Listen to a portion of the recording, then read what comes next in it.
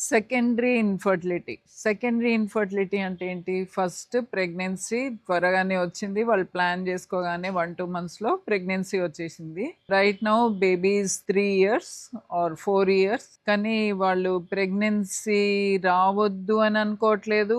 పెద్దగా రావాలని అనుకోవట్లేదు. వస్తే పర్వాలేదు అనుకుంటున్నారు. యూజువల్లీ మైండ్ సెట్ ఎట్లుంటది?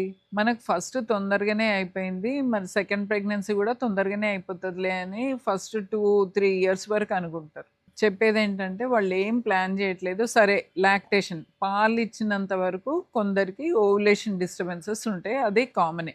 సో, ఒకసారి వాళ్ళు పాలివ్వడం ఆపేసినంక and they are not trying for any contraception అంటే ఏ పద్ధతులు లేవు. మాకు పిల్లలొద్దు అని అనుకోవట్లేదు వాళ్ళు. అయినా గాని ఇంకా 6 మంత్స్ వరకు గూడా ప్రెగ్నెన్సీ రాలేదు అనంటే తప్పకుండా ఏదన్నా ప్రాబ్లమ్స్ వచ్చిండొచ్చు కొత్తగా. ఫస్ట్‌లో ఏం లేదు. ఇప్పుడు ఏజ్ పెరిగింది. టైము లెంథెన్ అయింది.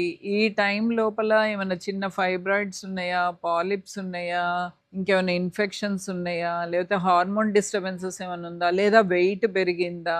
ఇట్లాంటివన్నీ డౌట్స్ ఉంటాయి గాబట్టి తప్పకుండా ఒకసారొచ్చి కన్సల్ట్ జేసి ఆ తర్వాత if everything is normal maybe ovulation అంటే ట్రీట్మెంట్ గూడా స్టార్ట్ చేసుకుంటే బెటర్.